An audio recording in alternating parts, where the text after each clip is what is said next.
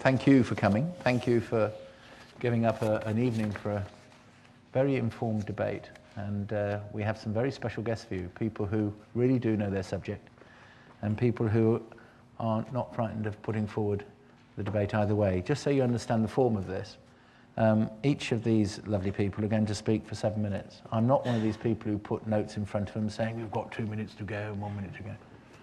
Because I remember once sitting in this very hall as Director General, and the other speaker on the programme that morning was a certain, what was his name? Somebody Blair. And the Prime Minister was coming to speak as well. He was on one of his very rare visits to the country. And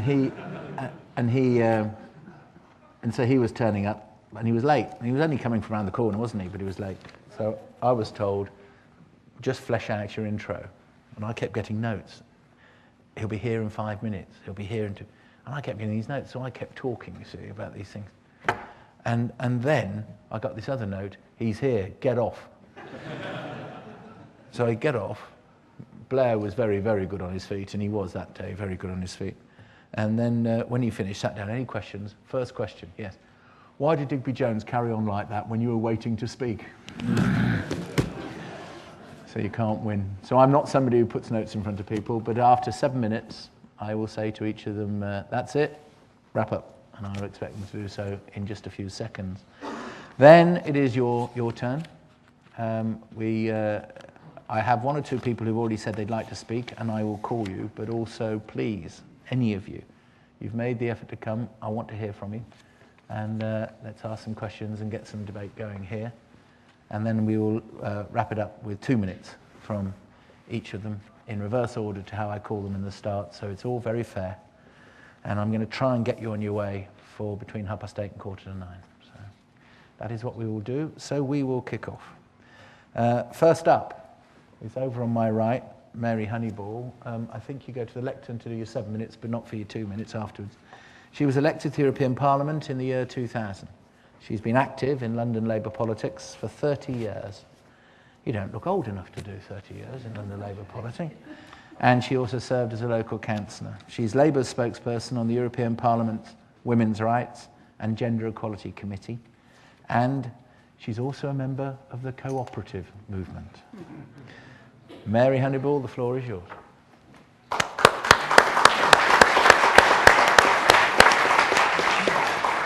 Well, thank you, and thank you so much for the invitation to talk to you about the European Union, which may not be the utmost issue in people's minds, but I think it is one of the most important matters facing this country at the moment. And I think that maybe is the one thing on which all of us are agreed, both for and against. I am passionately in favour of staying in the EU, and not just because it provides me with my living. But before I go into that, I would like to just reply to what Digby said about the France and the abattoirs, and hinting at what is known as gold plating, the infamous gold plating. In fact, it's not that overwhelming in this country, and if you look at figures which have been produced on how member states implement European directives and the amount of what you might call gold plating that goes on. In fact, we come in about the middle, and most of these tables which people produce about the EU, and we think that we either do very well or very badly, we are about in the middle. We really are the average country in most instances. But there's nothing average about the European Union. As Digby's told you, I was elected an MEP in 2000, 14 years ago nearly. And it was an amazing experience when I first arrived. This was before the enlargement, so we were 15 member states then, speaking 12 or maybe 13 languages. And I was in the chamber listening to all of this and taking all of this in. And it's not really until you do that and you go over there that you realise quite what the European Union has achieved, that we have brought a disparate continent which until this century really was riven by war. We have actually brought these countries together in a unity which has been entirely voluntary. And that's the thing which is different from everything else that's happened in the past in Europe. It has been a coming together of countries because they thought it was a valuable thing to do, and they wanted about the France and the abattoirs and constituted reflects this. The EU, I think, is the only institution, apart maybe from the United States, which has been formed in modern times on values. And they're values of what we might loosely call capitalism. They're not communism, they're not the values of the East, they're actually our values as Western democracies. And the EU is very proud of this. It's not something that we talk about often in Britain, when we're sometimes quite uncomfortable with these concepts. But these values have led to important criteria, and before countries join the EU, there's have to be a whole raft of human rights criteria, the acquis communautaire, which they have to abide by. And one of them, the most obvious one, is that no EU member state can have the death penalty. And there's a number of similar human rights clauses. And I think this is a huge triumph that we've created the EU, an institution which believes in and promotes human rights. And I think these are profound issues, and they're profound issues for us, and for us as the UK, as Great Britain, and what we believe in as a country. And I think what we would lose if we left. David Marquand in the New Statesman recently said that to survive outside of the European Union, Britain would have to become a market state, a harder, more selfish, and above all, a nastier society.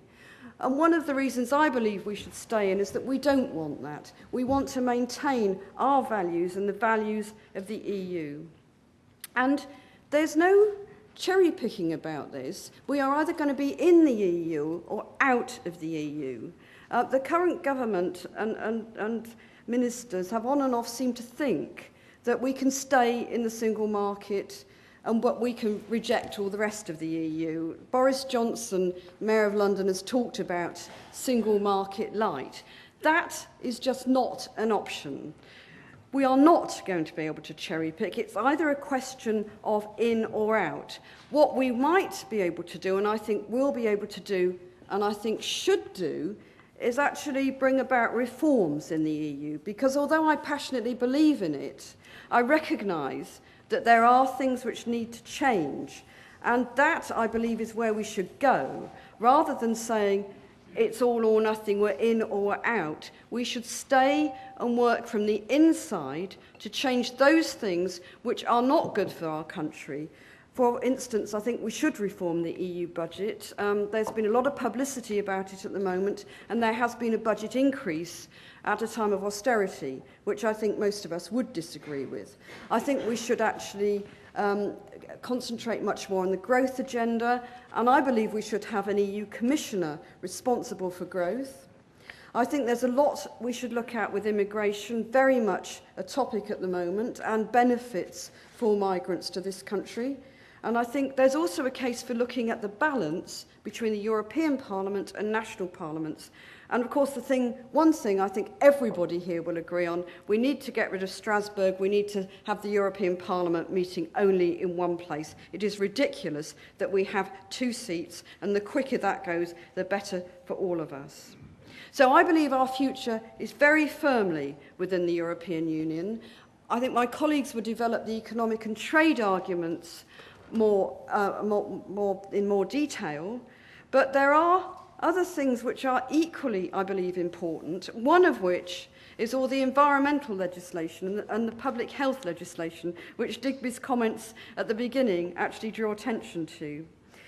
There's been a whole raft of environmental measures to do with climate change and to do with improving our environment, which I believe, have particular resonance for those of us who live in London, because the air quality measures, the measures about air pollution, have directly affected us who live in the capital, as has all the work that's been done on reducing CO2 emissions, including the emissions trading scheme, which may not be working now as well as it has done in the past, but is still vitally important. We've also passed over Can the wrap it up years now. many directives about water quality and both drinking water and also our beaches and the sea and the quality of the environment there. So environmental policy is hugely important and something which is done obviously at international rather than national level. So too has been foreign Can you wrap policy. it up now then, please? Whatever press Catherine Ashton got until now, she was totally redeemed by what she did with Iran. She was the person who brokered the deal between the United States and Iran. And had it not been for her, not only a European Union commissioner, but actually the British commissioner, most people, not only me, but most commentators don't believe that that deal would ever have taken place. So foreign policy in the EU is incredibly important. And I certainly believe if we were not there, if we were not part of the EU, although we would still be a strong and powerful country, we would not have the international influence which we do have because we are a member of the EU. We are at the top table. And it's important, I believe, that we remain at that top table. I don't want to be like Norway or Switzerland. I don't want to be on the outside having to conform with EU directives but not having a say over them. I want to be in the EU, and I want to be part of that powerful alliance, those 500 million people, and I hope and I'm sure you will all agree with me at the end of this debate.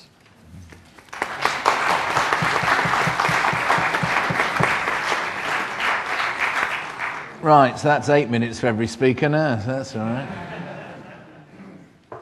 One of the greatest achievements is that ever since we got off 4 legs onto 2, and ever since we came out of the trees, 2 of the 28 member states of the European Union have always been at war with each other until 1945. And to deliver peace, as Mary said, is, I think, one of the greatest achievements. One of the things I noticed, if you ever have businessmen and women in a room in Britain, why do you belong?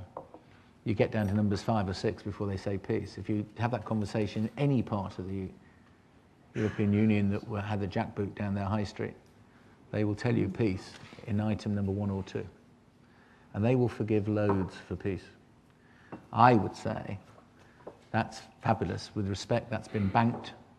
70 years of this, and it's fabulous, but it's been banked. And now your problem is, how do you deliver a vibrant, globally competitive economy for 520 million people living in peace? And you bank it and you move on. And I think that's the challenge. And so much of what Mary said she wanted to reform, I think is so right. The trouble is, I don't believe Brussels when they say they're going to reform it. And I think the issue is how, not whether it's right or not. But thank you very much, Mary. That's fine. Graham Stringer is next. He's MP for Blackley and Broughton in Manchester. He was elected there in '97. He went on to serve as a government whip and then in the Cabinet Office. Prior to entering Parliament, he was an analytic chemist and led Manchester City Council from 1984 to 1996. Now, Graham is a rare, indeed, I think probably an endangered species. You see, he's a Manchester United supporter that lives in Manchester. As we all know, the greatest football team on earth is Aston Villa, so I haven't got a clue. Well, you see, there we go. That's the other supporter. That's the other supporting, yes. We're the 2. What time's kick-off? What time can you get there? He has campaigned for Alex Ferguson to be given a peerage. And tonight we are very, very fortunate because he's actually forgone a private dinner with Sir Alex to actually be with us tonight. My God, I went to sleep out of sheer excitement. Anyway, he is co-chair of the Democracy Movement, and that's Britain's biggest all-party, cross-party, anti-EU campaign. It's got 191,000 signed-up supporters, and that's one of the groups who are supporting tonight. Graham Stringer, the floor is yours. You've got 8 minutes, not 7.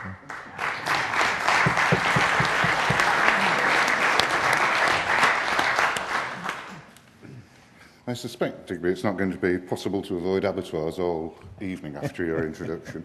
For a brief period in the Cabinet Office, I was responsible for abattoir regulation. And I went around the country saying it's all the Conservatives' fault for leaving an empty chair during the negotiations. in the 90s and late 80s. And I found out that the person who'd actually signed the regulations was Gavin Strang, the Labour Minister in the late 70s, which shows you have to be very careful about Europe, very careful indeed. The debate is increasing and hotting up. I've debated both whether we should be in the European Union and whether we should have a referendum in meetings like this and on the floor of the House of Commons. Two things disturb me, particularly about my party, in the response to the referendum. One Labour councillor in Manchester in a debate in August said, well, we shouldn't have a referendum because they might come up with the wrong answer and get out. And in essence, the front bench say that, and when it comes to whether we should stay in or leave, when you boil down what it is being said, it is that actually the bureaucrats in Brussels do it better than we do. They make better decisions than we would in our own country. The problem with those things, if you applied them to general elections or local elections, they would amount to abolishing elections themselves, because we've got a mixed platform here now, and there have been times when all of us would have thought the electorate got it wrong. So I think that's a very worrying sign, and it's a long way from what Mary was talking about, which is and the people who founded the EU or the EC or the Iron Seal organisation had passionate beliefs, and I respect the principles. You know, they were in favour of peace, prosperity, and democracy. But we are moving a long way from that, and what I would say is the decline in the influence of the electorate, the loss of democratic control in nation states and elsewhere, is actually undermining the other two objectives of the EU of peace and prosperity. I mean, we have now had a lot of powers transferred over to the European Union. 50% of our laws or more are made by the European Union. It's very difficult to count them. That's the House of Commons library figure. When I was a minister, I used to be told 80% of our laws in agriculture were determined by the European Union. Yet the electorate haven't been asked about that transfer of power since we joined the EEC in 1973 and had a referendum in 1975. It seems fairly strange to me that we can vote on whether or not we have a mayor of Middlesbrough or anywhere else in the country by referendum, but we can't vote on whether we set up a European Foreign Office, whether we transfer powers to the European Union, or whether we have a European president. How did we get here? With that loss of democracy. I think both the left and right in this country made fundamental mistakes. I think the right saw the European Union in an honest way as a free market, and that somehow within that free market we would, like an infectious disease, catch growth off Germany. That has not come about.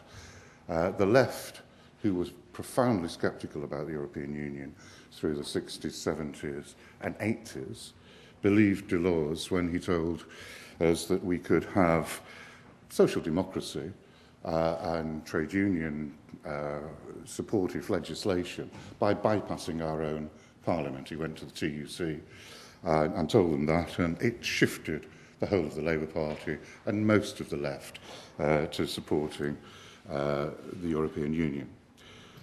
I think in the very near future the scales will fall off the Labour Party's eyes as people look at the implications of the Laval Viking judgments, which will probably undermine the minimum wage legislation, and if we come to even look at a price freeze on energy, which you can have different views about whether that's a good thing, but it may well be challenged in the Commission. Mary talked about, this is good, we're at the top table, we can be sharing sovereignty. I think this is what in philosophy is called a fundamental category mistake. You can't share democracy. No more. King Solomon understood this. If you cut a baby in half, you don't have a baby. If you share sovereignty, you don't have sovereignty. You either control things and you are sovereign, or you've passed it over. And if you only have 8% of the votes within the European Union, then you have very little control indeed. And to take Mary's and Digby's points, which are serious, I've talked to people all over Europe about this, with the exception of Sweden and the United Kingdom, every other current country in Europe has either been fascist, communist, been invaded or controlled by another country. It means they approach the whole future of Europe in a different way to the United Kingdom, a very different way. So they're preferred not just to share sovereignty, but to hand over laws. So there's a ratchet effect. Nowhere else within the history of this country have we ever said that we make a law now and no future Parliament can change it. But that ratchet effect it's not just handing over the right to make laws, it's handing over the right to make laws that cannot be reversed. That is extraordinary. And when we come on to what is exercising the electorate's mind at the moment, which is why they do not have much respect for elected politicians, whether Romanians and other people from Eastern European come here, we can do nothing about it. That right of freedom of movement within the European Union has been determined. So my guess is if there was a vote in the House of Commons now, it would be a very different result than we would get on the 1st of March. Europe isn't reformable. I don't see how it can be. All of those decisions are wound up in treaties, from the Treaty of Rome to the Treaty of Lisbon, via Maastricht and Nice and Amsterdam and all the rest of the treaties. You are not going to get 28 countries to agree to change them when they have a different agenda. The fact is, we have handed over power, and the electorate in this country can no longer determine what happens in this country. I think that's a fundamental failure of democracy. And I would like to finish with two quotes. One a made-up one. Quick as you can. One a made-up one. But it is not an attractive slogan for the Labour Party or any other political party to say, vote for me, even though I can do nothing about your problems, which is effectively where we're left with these things. And the final quote I would like to give you is the opponent of Ulysses S. Grant, the 18th President of the United States. When he restood for election, his opponent had the slogan, "Throw the rascals out." I think that is the essence of any and every democracy, the ability of the electorate to throw their elected representatives and government and the people who make the laws out, if that is what they should do. We cannot do that in Europe, which is why I'm in favour of a referendum and leaving the European Union.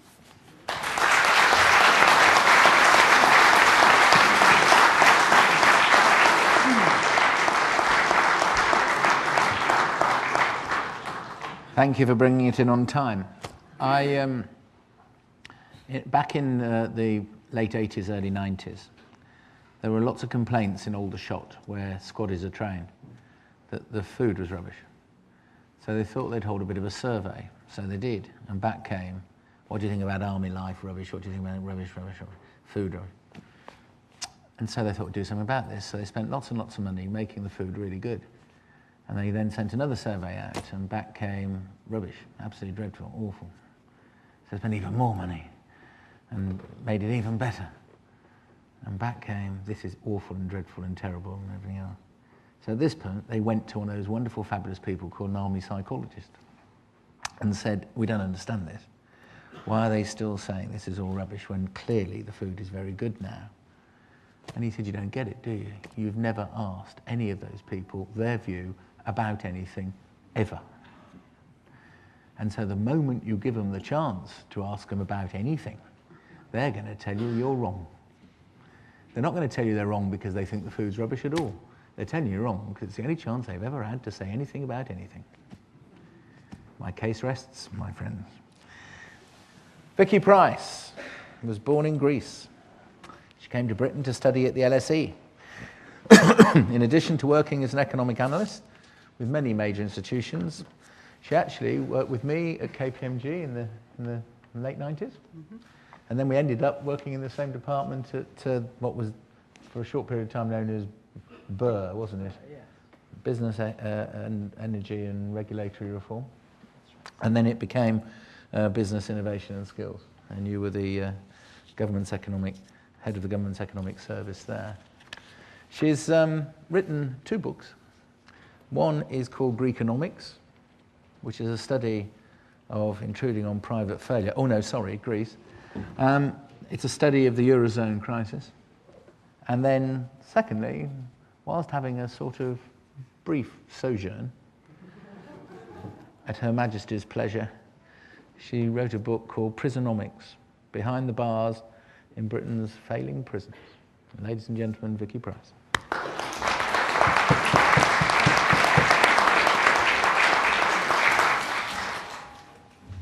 Thank you. Well, it was a great pleasure working with you, Digby. I'm the economist, and I'm supposed to just bore you with loads of figures. I think it is worth thinking about the myths that we all hear about Europe, and it's also worth thinking about why it is that right now we're so exercised by it, despite the fact, as we heard from Mary, that if you ask people, Europe is quite low down the scale. But things like migration and so on seem to have been brought up very, very substantially and quite aggressively by quite a lot of people right now. We tend to not like Europe when Europe is doing really badly, and we think we can actually do much better by ourselves. And indeed, it is absolutely true that the whole euro fiasco that has taken place, and I've written about this in my book, has proved to us that Europe perhaps can't govern itself, that it can't make the proper decisions, and they've allowed a recession to last for such a long period of time, whereas we seem to be coming out of it much faster. So there is no doubt that people think that there's something that they're doing wrong and maybe we can do things much better ourselves. That's number one. But then there are all these myths, the budget, restructuring the European Commission. Of course, all these things are quite right, and we should see them done and done properly. But remember that even though the budget increased, what does it represent? It represents very little above 1% of Europe's GDP. So it is tiny. And a lot of that budget comes straight back to us, and a lot of that budget actually contributes to growth in the European community as a whole and in us as well, and helps us very significantly. And despite the fact that Europe has gone down the pecking order, if you like, the figures are still very stark in terms of its importance. It is the largest economy in the world. It's worth 11 trillion pounds. It's larger than the US, twice as big as China, and considerably larger, of course, than Japan. And interestingly enough, about 34% of world trade originates in Europe. And the value, for example, of European exports of cars is nearly 50% of the total value of exports of cars globally. So this is a large manufacturing sector to which we belong, and we have huge benefits being part of it. 28 of Forbes' top 100 companies are headquartered in the EU. And the EU is top trading partner for 80 countries, much more the case than in the US. And the interesting thing for us is that more than 70% of imports enter the single market as zero or reduced tariffs. I mean, the interesting thing about the UK is that it has this access to a market where costs are relatively low in terms of entering, and where they can do business without worrying too much about different standards in different countries, which add hugely to costs. What is it additionally that we're worried about? Of course, the Eurozone growth in itself has affected us rather negatively, and yet it is still the case that over 40% of UK exports go to the EU, and they are tariff-free. We talked about the CAP. I think somebody touched on what's going on with farmers and regulations there. 76% of the UK's food exports go to other EU member states. If this CAP wasn't here, we would have invented it ourselves for farmers who needed huge subsidies throughout. If the EC regulations weren't here, we probably would have had quite a lot of them ourselves. And it's worth also remembering that over 300,000 UK companies right now operate in the EU. Huge benefit for us. But of course, economists are attacked because they say, we were told that all these things can happen anywhere, even if we leave. It is possible. It is absolutely possible that this will be the case, but not completely. We will be losing out. We'll be losing out hugely in terms of confidence in the UK as an active member of Europe, and also its ability to do any trade deals at all. You've heard what the Chinese have been saying only today about the UK being just an old-fashioned country with interesting aspects of tourism attached to it, but in fact no real presence in the world anymore. It is only through the EU that we're able to have proper trade deals with other countries. The other thing that worries us, of course, hugely is mobility of labour. The truth is, of course, that we haven't really had proper mobility of labour still in Europe. Only about 4% of people who live in countries across Europe, on average, come from another country, which is really rather low. And in the UK, the majority who come for work, and they don't claim very many benefits. As you know, the studies that have been done recently suggest that, in fact, particularly European immigrants, those from the 8 countries, which are the ones that joined in 2004, contribute more in terms of taxes than they take out in benefits. They're not benefit tourists, and those myths need to be dispelled despite the political pressure there. Yes, there are issues in particular communities, and yes, we haven't planned in terms of hospitals, schools, and so on, but we haven't planned that for our own population. And the Office of Budget Responsibility has calculated that if suddenly we didn't have any immigrants at all, then we would end up with this huge increase in our debt-to-GDP ratio because we wouldn't be able to afford the services we now have because of our shrinking population. In fact, they estimate that we need at least 140,000 net migration a year into the UK for us to stay still and reduce over the period a little bit our fiscal situation. So remember that the facts do not support this hysteria which seems to have developed recently about Europe. And of course, as you heard from Digby, I'm a foreigner myself. I have benefited from this hugely. But if you really think that we have a free market in Europe, think again. It doesn't exist still in financial services, and we could have huge benefit from that. It doesn't exist in pensions. People can't move their pensions when they come. It doesn't exist in loads of the financial services, except perhaps in the investment banking side. And it doesn't exist in qualifications. People move here from universities where we don't accredit whatever it is that they have acquired in terms of degrees, and they have to start again. Different legal requirements, different laws in different countries mean different things for different people, and therefore they can't actually operate here. There's still language barriers. We don't have the mobility that we have in the US. So we're not really a single market yet. That should develop because it should benefit us. And I'll finish by just reminding everyone that we have taken benefit in the UK of what is going on in Europe. Over 2 million Britons currently live and work in Europe, and we certainly don't want to jeopardize that by any referendum which might suddenly mean that the UK looks like it's closed for business, not just for people, but also for the businesses that rely on our access through the UK to Europe, which will be completely destroyed. Thank you.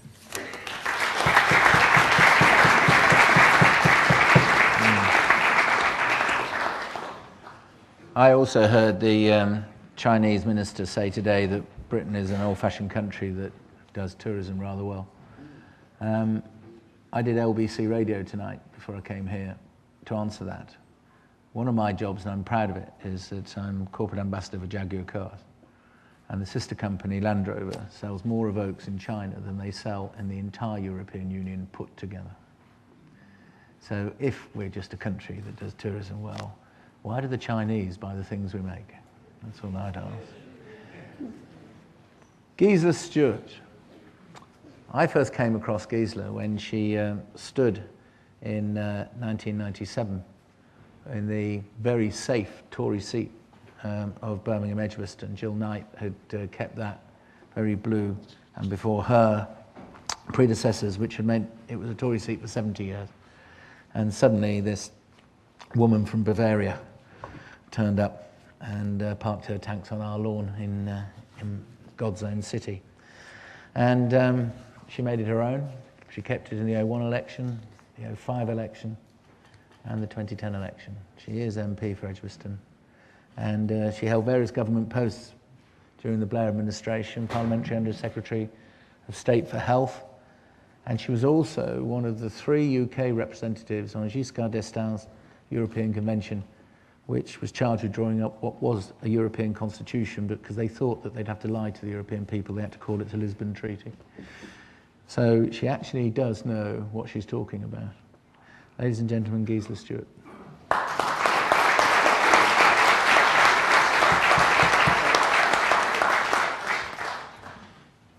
Thank you very much, and sorry, Digby, to return to abattoirs. I was the health minister who negotiated all the crazy regulations on abattoirs to get the French to lift the beef ban. So I've got some responsibility on that. But let me just kind of slightly rewind this. I mean, first of all, not only am I the MP for Birmingham Edgbaston, but you've got to remember that in 1938, the MP for Birmingham Edgbaston was a man called Neville Chamberlain. And I occasionally have these imaginary conversations with him, which says, in 1997, Neville, your constituency is going to be represented by a woman, a socialist, one born near Munich. But don't worry, it's all right. It's okay. It's democratic.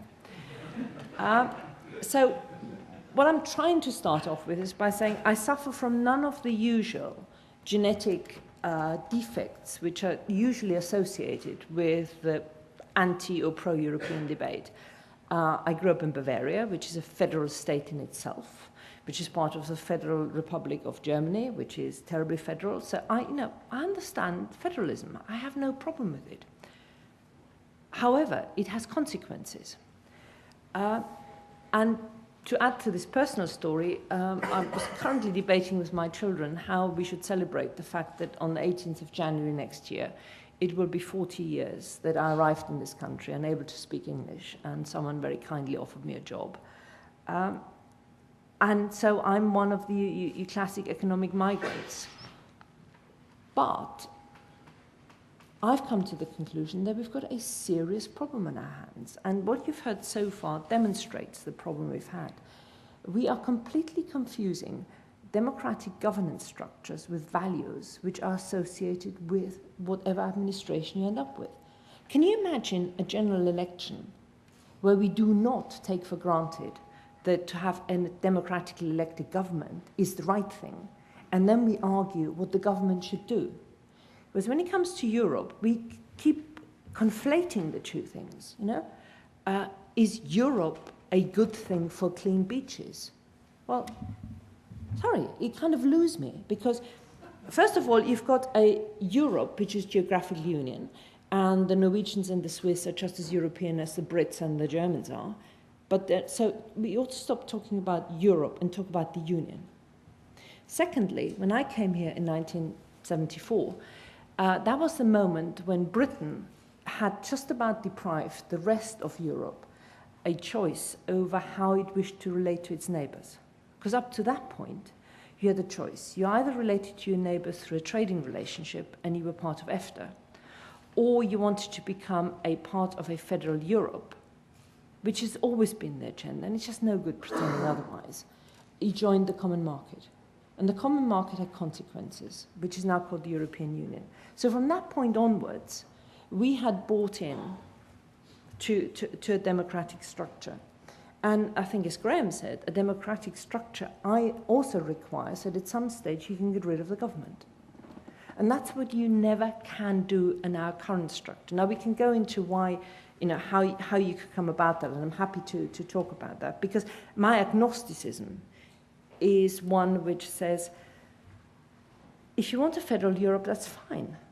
Could you just be honest about it? And could you at that stage say it requires a direct election, it requires pan-European political parties, it requires the Commission to be elected and not be appointed, it requires a court that can actually remove some of the legislation, not a court which has as part of its duty to support closer union. All this fine stuff, but let's just be honest about this at some stage. And where I get to real deep frustration is that there's something incredibly phony about what we're talking about. And the phoniness arises in terms of a practical thing, and the second one is a political thing.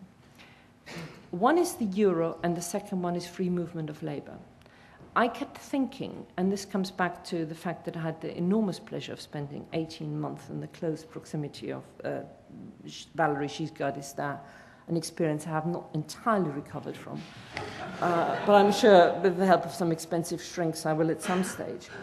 And the euro is a practical decision. And given that it's only us and Denmark who have a genuine opt-out, and given that the euro, for it to be an effective single currency, requires much deeper political, fiscal, and monetary integration, whoever is in the euro will have to become a federal state. Where does that leave Britain? Britain needs to think about this, because there comes a point when British exceptionalism kind of stretches the forbearance of the rest of Europe quite considerably.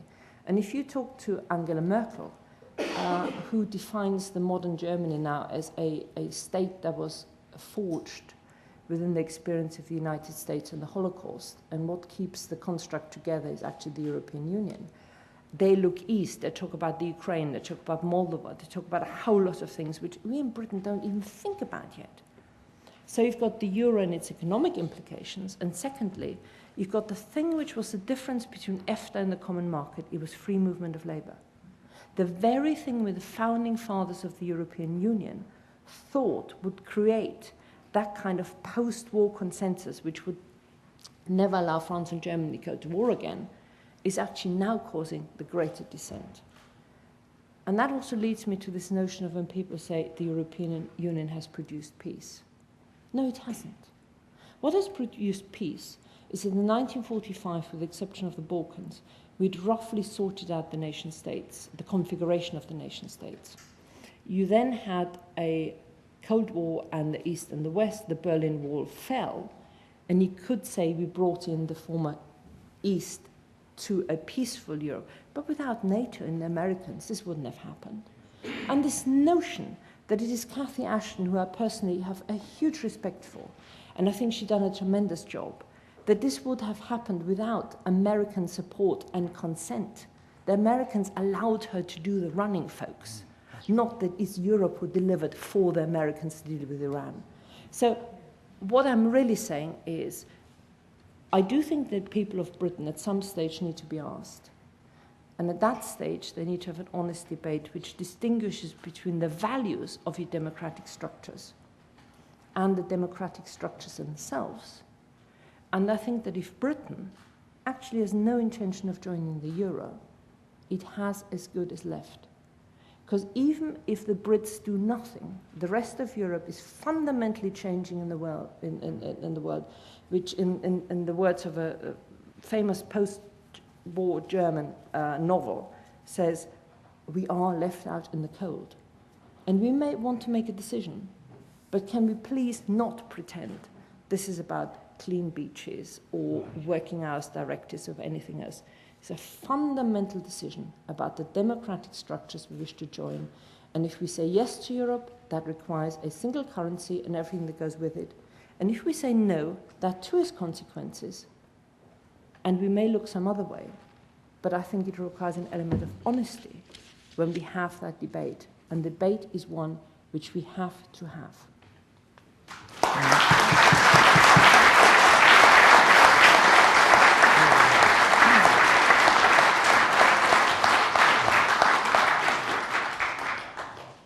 I was doing a speech in Dubai a few weeks ago, and I got collected by the limousine at the hotel, taken to the convention center. The driver was clearly Asian, and he was sitting there looking in the rearview mirror at me in the back seat. And I said, "Where are you from?" He said, I'm from Chennai, the old Madras. And I know Chennai quite well. One of my companies I chair has a base there. And I said, "Oh, I know Chennai. Where are you from?" And had a little chat. And I said, "What goes down here?" He said, "Well, I work here and I do this for a couple of years, and if it all goes well, I can bring the wife and kids over. But in the meantime, I send the money home." And I said, "What are you doing with the money?" He said, "I'm educating my son." And I said, "What's your son going to do?" And he looked in the rearview mirror at me. He said, "He's going to sit where you sit, not where I sit." I thought, I wish I could take you home. I wish I could put you on Newsnight. I wish I could put you at the TUC and every political party and every single school in Britain and say, that's your competition. That is globalised 21st century Asia's century. That is what you've got to defeat. And at the moment, the European Union spend more of your money on subsidising agriculture than they do on our universities and schools. Just tell me which one of those is going to give our friend from Chennai a hard time in the next 30, 40 years. It ain't going to be Germans burning tobacco on the side of the Rhine because no self-respecting cigarette company will buy it because it was insufficient quality. But your taxes have subsidised its growth in the richest economy in Europe. I leave it there. John Stevens is one of the instigators of tonight's debate because he's been frustrated that lack of candour has characterised the debate so far on both sides and that we've had very little opportunity to do this sort of thing. And he entered the European Parliament in 1989 as Conservative for Thames Valley, but before that he was head of European Foreign Exchange and government bond trading at Morgan Grenfell, so he knows a little bit about poaching and gamekeeping. He was influential in the European Parliament during the build-up to the launch of the euro, but in 1999 he left the Tories and he was a founder of the pro-euro Conservative Party that contested the European parliamentary elections in 1999. And in 2010, you may remember him because he took on John Bercow in his Buckingham constituency. And everybody remembers that Nigel Farage took on John Bercow in his Buckingham constituency. Well, this man, who's about to address you, actually put Farage into third place and getting over 10,000 votes in second place. Ladies and gentlemen, John Stevens.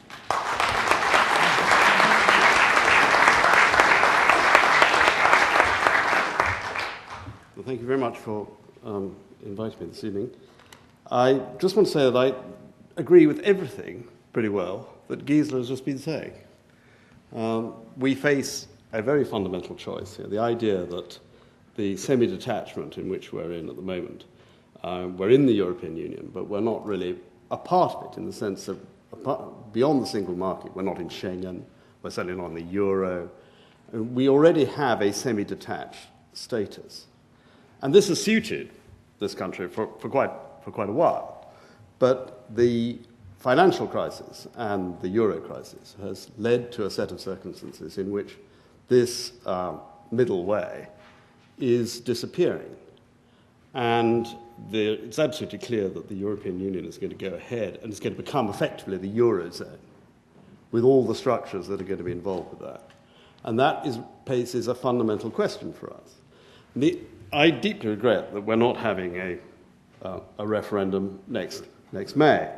Along with other people in this organisation, I was trying to promote that idea from a pro-European point of view, because I agree also with what Digby has been saying, that you can't go on having a fundamental strategic question open from a business point of view. I mean, this is whether we are going to be part of this European enterprise or not is absolutely fundamental. It's like working out which business you're in.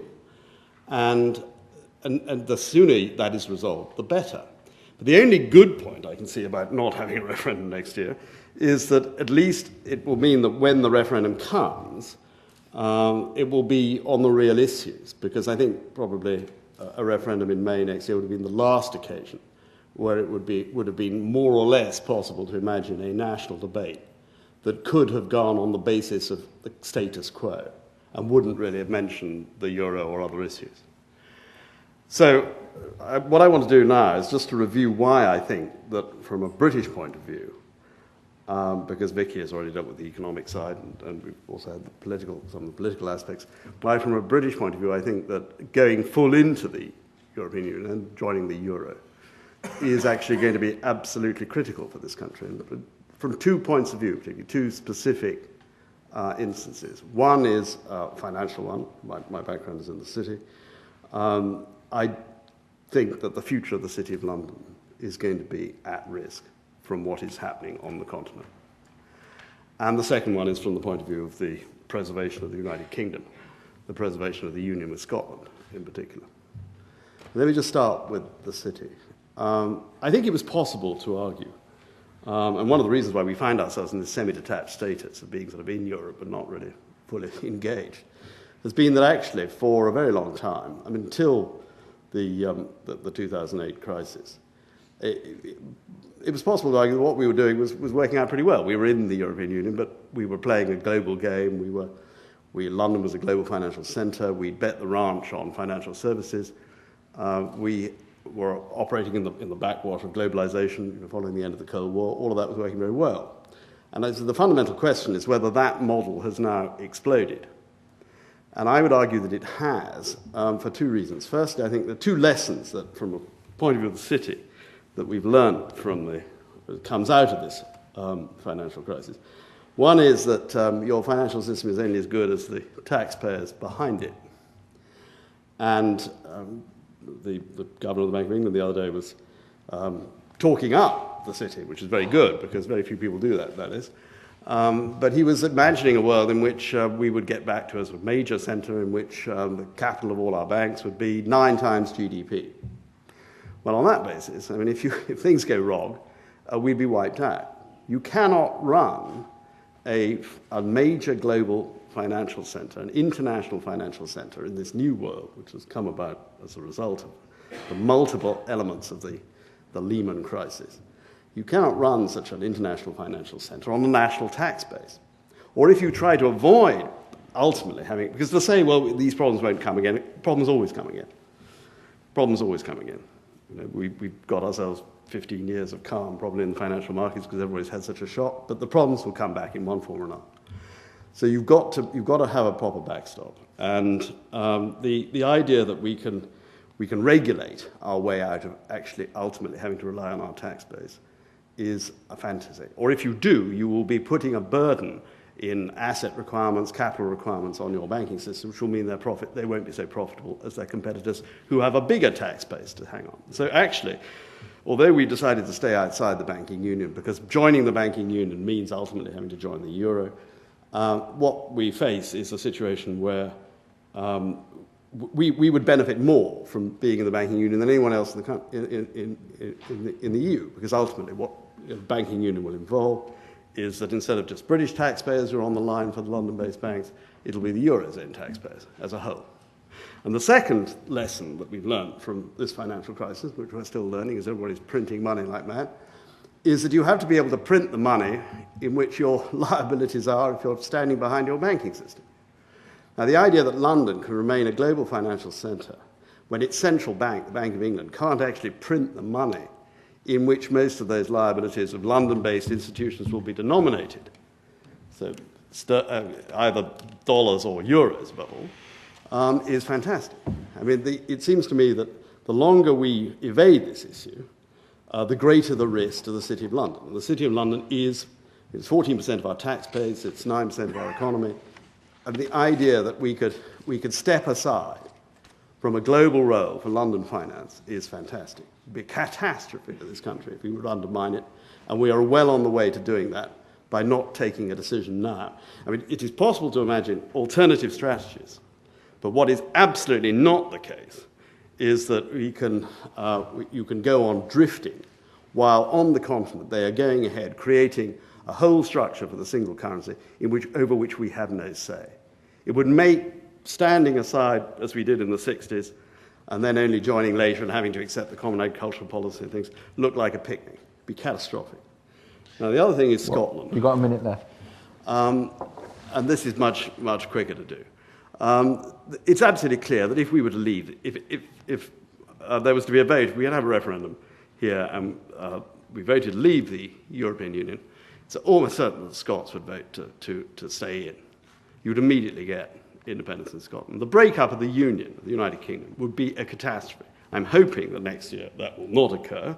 I think growing Euroscepticism in England is a major threat to the Union, as anybody who's been following the debate in Scotland will see. And the idea that this would be good news for England, as a lot of people think, is, in my view, completely fantastic. All the tensions inside England, the enormous differences, which are greater actually than in almost any other European country, between north and south, between London particularly, and the rest of the country, would be exposed. And this is where I want to wind up, I think, for two reasons. The integrity of the United Kingdom and the future of our major industry is at stake here as never before. And we are running enormous risks with both if we vote to leave the European Union. Thank you.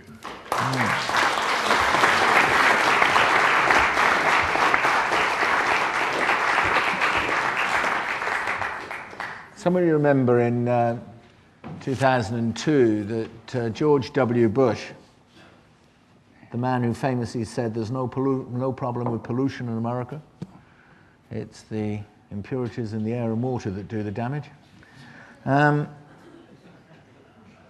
He actually brought in a tariff on steel aimed at hurting China and India, and actually it really hurt Sweden, Germany, Luxembourg and Britain. And I was sitting in Washington trying my desperate best to try and negotiate us into a reduced tariff situation in this awful time, especially as I was armed with a letter from a man who worked in the in Chorus's steel mill in Rotherham, in Yorkshire, and his son had just been killed in Afghanistan, and he said, "I've just been told I've lost my job because of the American steel tariff, and I thought they were our friend." And the way it was dealt with at the end was that the greatest market for Florida orange juice was the European Union. And if Germany or Britain or Sweden or Luxembourg had gone into Washington on their own to say, sorry, but you're not going to sell your orange juice to 60 million Brits or 80 million Germans, we would not have persuaded George W. Bush to drop his steel tariff for the European Union. Because we were talking as 520 million consumers of Florida orange juice, he gave in. And that, I think, is a measure of the clout, when properly applied, that the EU can have. Last speaker tonight is Baron Lawson of Blaby. Now, Nigel, you will all know, long and distinguished career in journalism and in politics. He served in Margaret Thatcher's cabinet right through the 80s, basically, from 1981 to 89, first as Secretary of State for Energy, and then famously as Chancellor of the Exchequer, and the man who, actually, I remember thinking I had no idea who he was or anything else, he's just the man who dropped my income tax, for which I'll be eternally grateful. In 1989, he resigned from the cabinet in the full glare of publicity over a difference of opinion with Mrs. Thatcher over something called the European exchange rate mechanism. There you go. He became a peer in 1992. More recently, he's been heavily involved in the debate on climate change. And in 2008, he wrote the book, An Appeal to Reason, A Cool Look at Global Warming. Ladies and gentlemen, Nigel Lawson.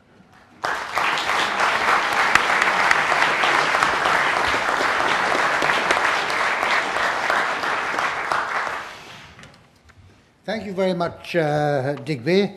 What you said was partially accurate anyway. There has been a lot said already. That won't stop me saying a little bit more, but it'll also save me from saying a number of things that need to be said. In particular, Gisela, in my opinion, got it absolutely right in her analysis. This is neither about European beaches, nor is it about European values. Indeed, it is not about Europe at all. If it were, I would find myself in a rather curious position, since nowadays I live in France. So the last thing I am is anti-European, and I just commute here to work. The fact is that we have our own values, and they are very close to the values because of the European history, European civilization, European culture. They are very close to the values that are held dear in many of the other countries of Europe, particularly those in Western Europe. We also, of course, do have a different value, perhaps, in the sense that we place rather more importance on democracy than is the case in some of the other countries of Europe. And Graham spoke very powerfully on that theme.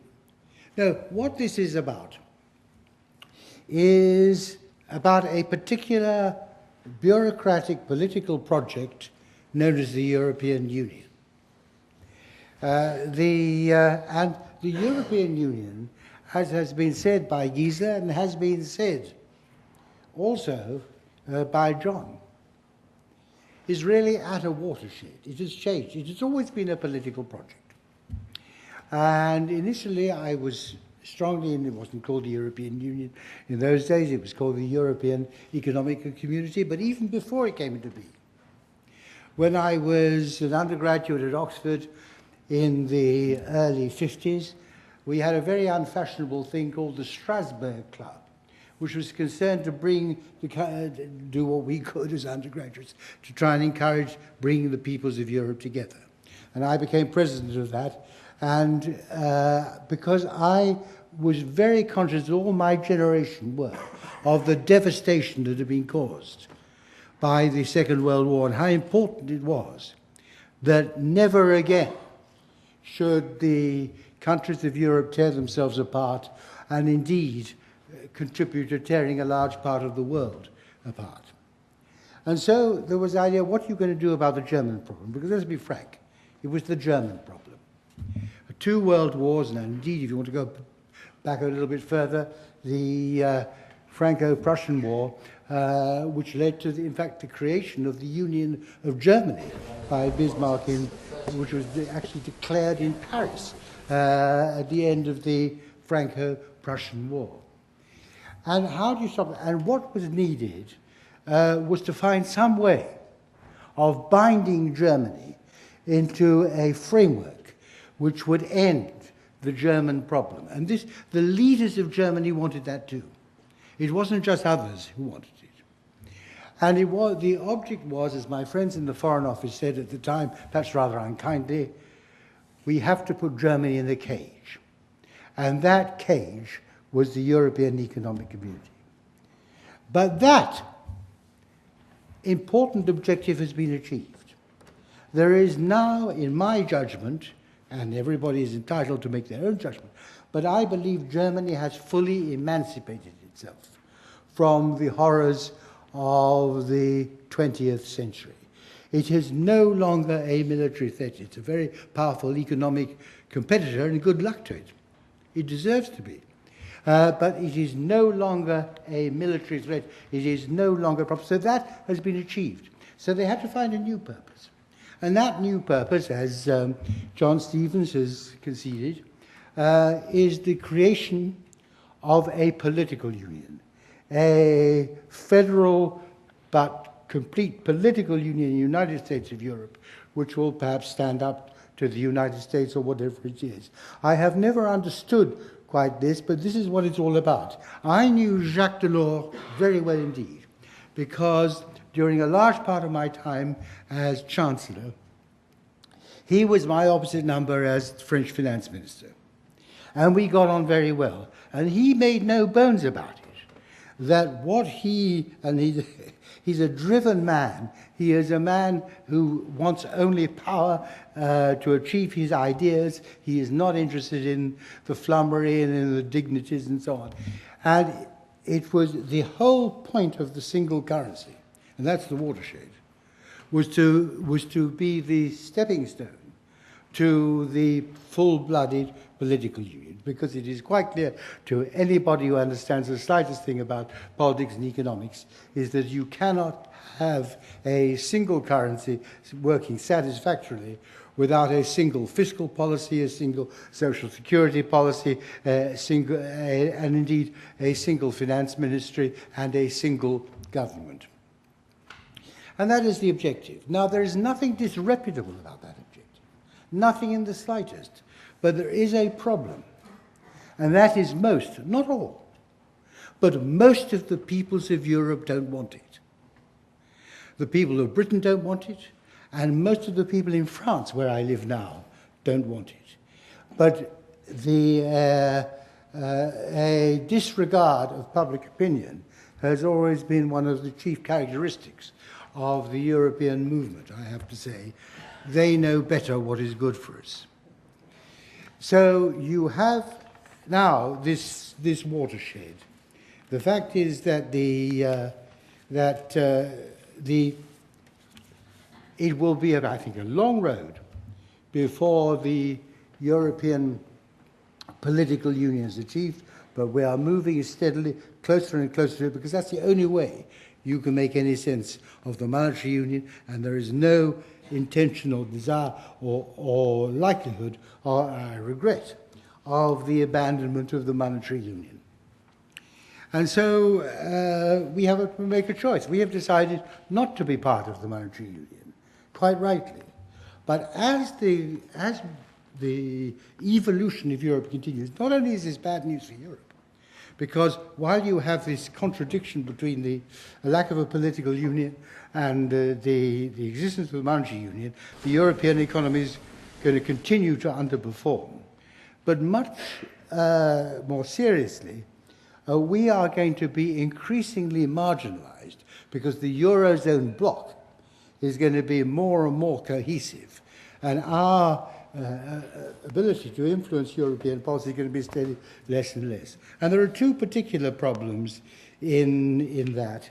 The first is that it is going to be more and more uncomfortable for us to be marginalized in this way.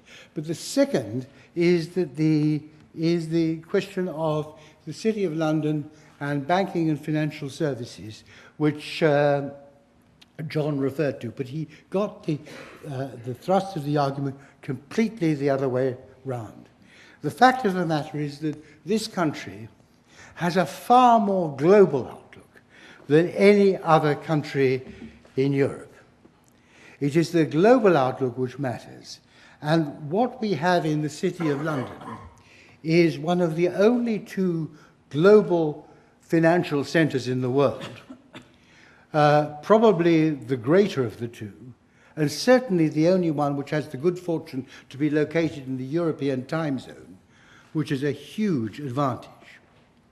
And what we need to do, and it is particularly good to have our global outlook, given that it is the developing world, the emerging world, which is going to provide the really big growth opportunities of the future for our exporters, for our businessmen.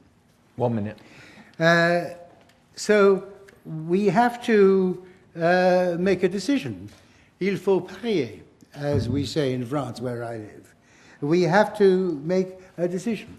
I believe that the restrictions which are being imposed progressively, like in order to help bind the Eurozone together, which our banks and our financial centres being subjected to, is going to be increasingly irksome, is going to inhibit the City of London being the success that we wish it to be. And I know there is considerable concern privately within the Bank of England about this at the present time.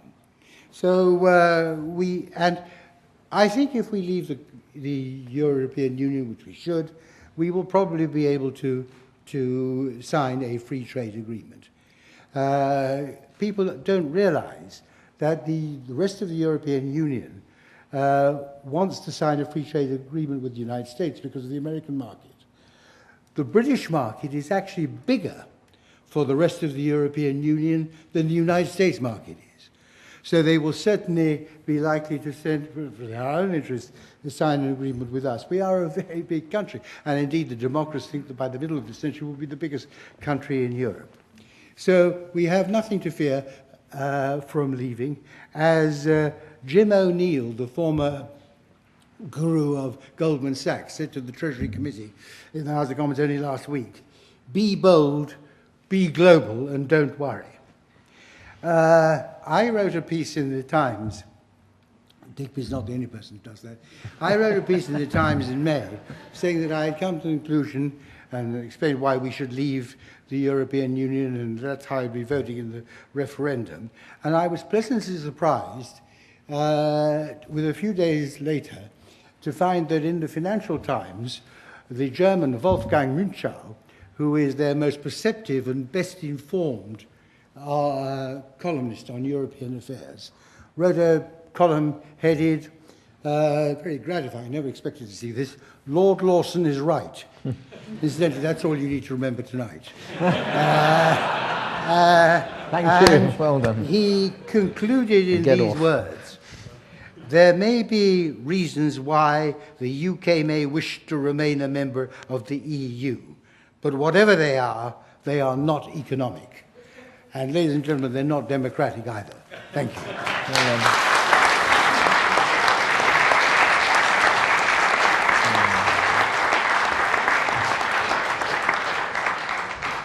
Well, thank you. Thank you, all of you. Very good, and with one or two exceptions, kept to time. Thank you very much indeed. Right, it's your chance to open it up. I'll start it off.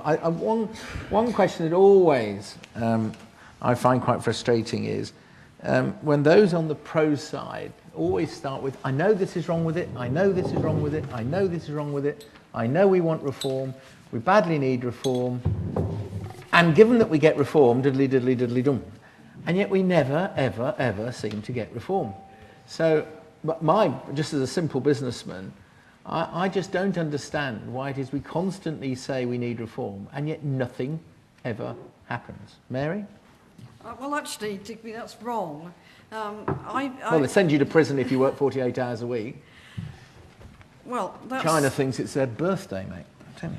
I mean, that's another issue. That's actually nothing to do with reforming the structures of the EU. In fact, very recently, only a few months ago, we did actually do a massive change in the common fisheries policy. We ended the whole thing about discards, which was causing a lot of distress and was a stupid thing to do. So we have very, very seriously changed the way the common fisheries policy works. We have... But it did take years, didn't it? Well, yes, your question wasn't about timescale, and I would be prepared to concede that timescale is not always brilliant. We've also reformed the common agricultural policy. That is very slow, and I would have liked to have seen that happen much more quickly. So these things do happen. I mean, it's actually a myth to say the reforms don't take place.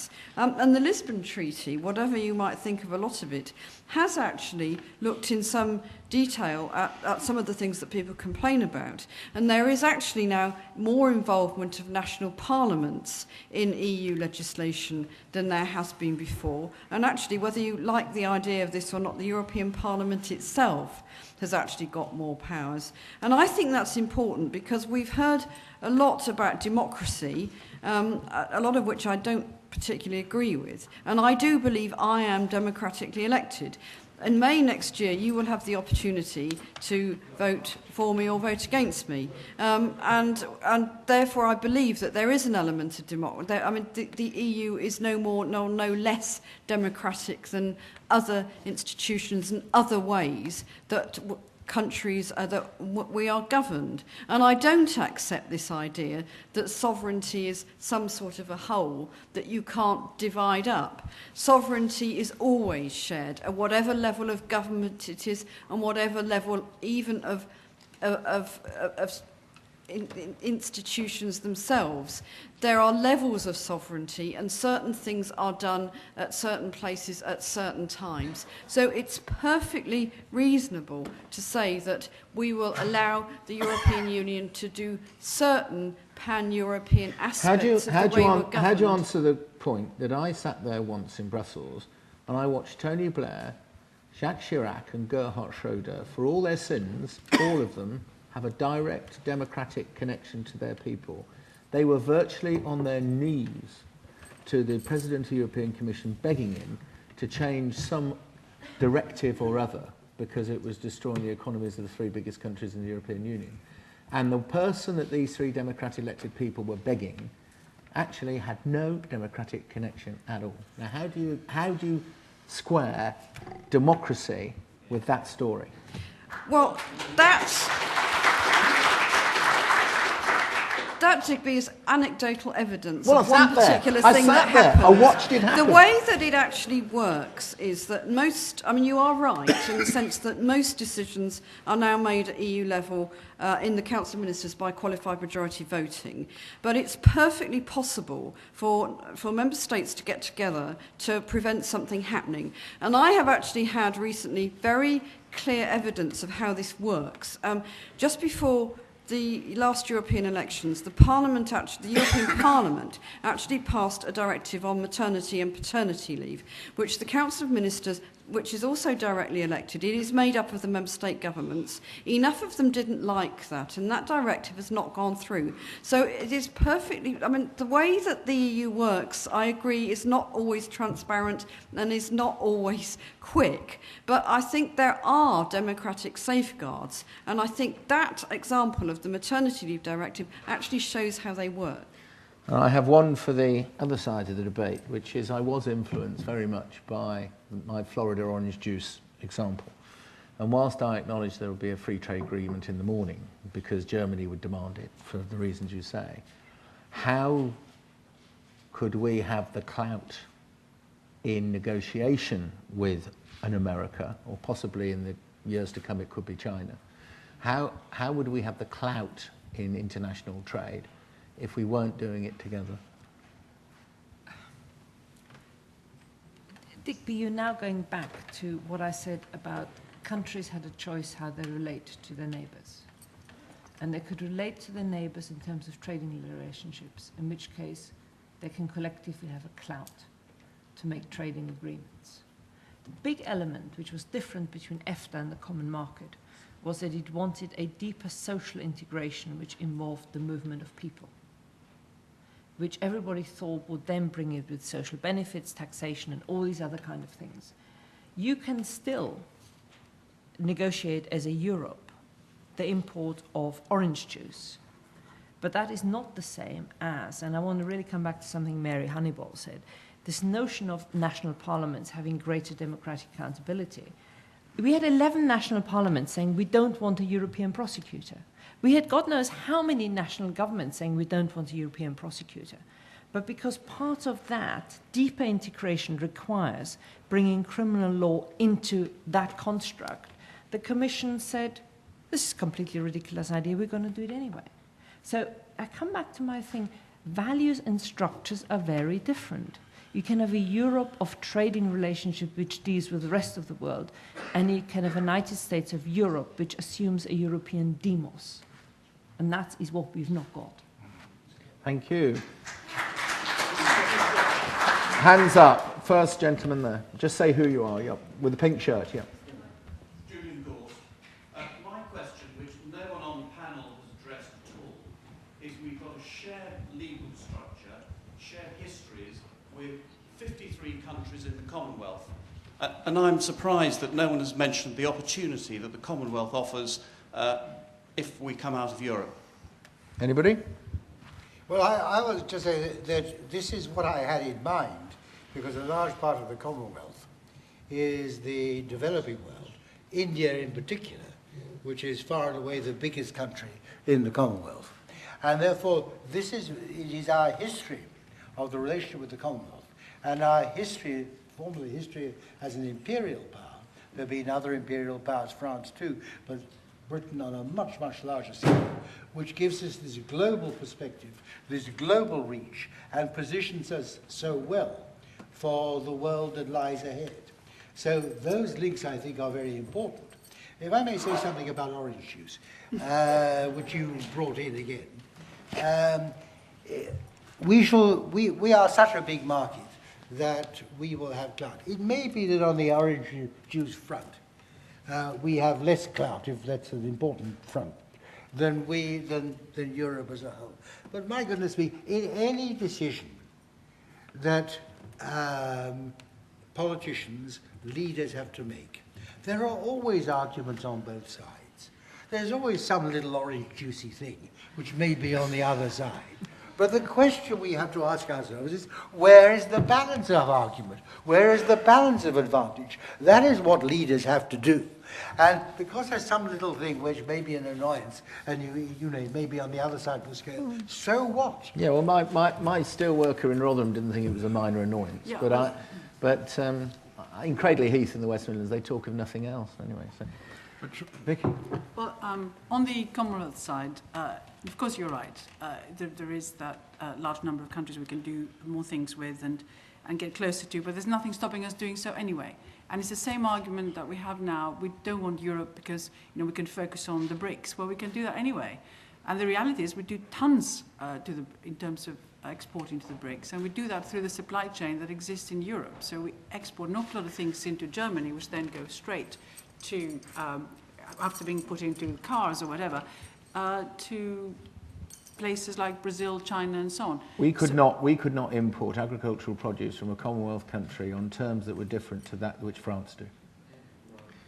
Okay, fine. Well, fine. so we couldn't do it anyway. Sorry, in terms of focusing, yes, you picked one thing. In terms of focusing on trading more with them, more generally. But they're not going to buy my motor cars if I don't buy their bananas. Yeah, okay, this has been a long-standing issue that we had to deal with. Because after all, we decided we were going to be part of a trade. Sure, so we can't do it anyway. We can't do both. No, you can do The an awful lot that Germans you want to sell do. vast numbers of cars to the Chinese, far more than we do. Well, they don't sell more than we do. They make more there than we do. Well, they sell more cars No, to China than we make Well, more they don't, cars actually. here than the French do. And we make more. No, we but sell we- more cars in China than the Germans do, but Germans make more cars in China than we do. Well, German shareholders or German companies do more car business in China than we do. Sure. And the fact they're in the European, in fact, they are the champion exporters in the world. But- and the fact they're in the European Union. But the doesn't Germans, stop them being because the that. Germans don't have a Commonwealth. Yeah, but I mean, the idea that That was the question. But the The Germans question wasn't about Germany's relationship with China. It was about whether you allow countries in the Commonwealth to trade with you in different and the preferential Germans terms. sell more to So that- India than we do. Well, just answer the question. The point is that you don't need to be out of Europe to be doing business with the Commonwealth. Yeah, but the point is that we are increasingly a service economy, and financial services, as you rightly identified, it is one of the very few industries on which we are really world class. Absolutely. And it is easily the biggest of those. Yeah, and the biggest and source the of... regulations that are coming from Europe are hamstringing and will increasingly hamstring the success of banking and finance in England and Britain generally. Oh, And that is a real threat. And the Germans are not a great financial centre. No. They don't mind about this. No, they're not. But the point is that the biggest pool of savings in the world is in Europe, and that's what you need to run a financial centre. And the second point is that actually we are, because we're worried about the risk to our taxpayers through the Vickers and the rest, we're going to be burdening our banks with higher capital adequacy requirements than the Europeans. Yeah, absolutely. The biggest savings for emerging markets by far, not in Germany. That's right. 85% of global reserves are held. That's in right. emerging All right. markets. Sir, all right, call it a day. Let's move it on. And then I'm coming to you, sir. Quick question. Just say who you are and... Stephen Hazley. Yeah. Quick question on the people of Scotland. We're not very concerned, evidently, in London about what's happening in Scotland at the moment, but they're actually going to have a referendum on their own independence. So my question to the panel is this. What if the people of Scotland do not want to leave the EU, because I don't think they do, overwhelmingly the evidence is they don't, and the English, or the British, look as though they're going to leave the EU? And Mr. Salmon then argues, as we know he will, that he doesn't want the people of Scotland dragged out of the EU. My question to the panel is this, because this is coming up very shortly, it's the referendum in September. Which union do they think is going to break up first? The British Union or the European Union? In other words, is a country going to leave the British Union before any country leaves the EU? And secondly, do they think the breakup of the United Kingdom is worth leaving the EU for? Yes. Far away. I think most of those, the answer to most of those questions is in... Sorry, I've been given instructions to speak to the fifth row. Can you hear?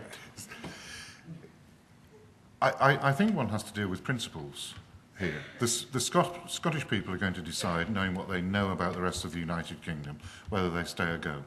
I hope they stay. And in that sense, I'm pro-union. It is then the arguments that have been made by half the members of this panel. It is up to the Scots, as well as the English, Welsh and Northern Irish, to decide whether they stay within the European Union. If the Scots go from the United Kingdom, they won't have a say, and they make it much more likely that the rest of the United Kingdom will leave, I would think. Nigel? Yeah. It's a pretty desperate argument that you've mounted, because anybody who knows Scotland knows that one of the least of their considerations is whether or not we're within the European Union. That is not what the debate in Scotland over whether they should remain within the United Kingdom or not is about. It is of high consideration to a tiny number of people, but the great majority of the Scottish people couldn't care less about it. And I share Graham's view. I hope that they will vote to remain within the Union, which has lasted 300 years or so, and there is a common language, single language, and to a very considerable extent a single culture and shared institutions to a remarkable extent. And I hope that we will stay together. But whether or not the British people decide to leave the European Union has got absolutely nothing to do with it. A very patient man with a red maroon sweater. There we go. Can you get a microphone to him? It's just coming down. There we go. Thank you for the talks from the panel. Who are I've got you? a question. My name's Hugo. I'm from the Bruges Group. I've got a question about EFTA, the European Free Trade Association. Since Britain joined the EEC and EU, it's had a $400 billion trade deficit with the EU. It's also paid over 130 billion net contributions tariff. This is hardly a win-win agreement. If you look at Norway, they run their own fisheries, agriculture, home affairs, justice. They're not subject to the 15,000 EU regulations, only the 4,500 EEA regulations. They also have a veto. They are involved in the shaping of those single market regulations. They also tell them how they would have voted, and they will also send things that are contentious to their parliament to veto if they don't like it. Significant reduction in regulations would be similar to a tax cut for business. And they also have their accounts signed off every year. And a recent opinion poll showed 71% preferred EFTA. Why are we not looking at the one option which the public would like? And in fact, other European countries might also win an EFTA referendum. Vicky? Well, you have a point. I think the Norwegian model has been discussed quite a lot. So it's not the first time anyone in this room will have heard about this. And of course, there's supposedly few regulations and so on. But what they don't have is a serious say in the affairs of the European Union itself. And they have to accept quite a lot of the regulations that come through. Not all, but quite a lot of them. So that's the main issue, I think, that is raised about them. And of course, in terms of the overall sort of trade agreements that the EU represents and fights for, they have a certain say, but not very much at all. So they can't actually influence significantly anything that happens. But of course, they are a special case. You know, they still have kept their oil. They have a big sovereign wealth fund. I mean, they've been very clever. But they haven't. They've been absolutely brilliant in terms of how they've done it. How do you deal with the central point that he's raised, which is that we, over the years, have put in a damn sight more than we've got out? Yes, this is entirely possible. In terms of and is that a good thing? Well, the rich countries have done a certain amount in terms of the way in which things have been transferred, and that's basically what's happened. But also, it is absolutely true that in some things we didn't negotiate particularly well. So the question is: do we look at the past, or are we going to be looking at what the situation may be like in the future? My view is that there is a lot to be gained by being there and influencing what happens next, rather than being outside and letting it all sort of be done by others, which will have an impact on us, whether we like it or not. Thank you. Sir, microphone down the front.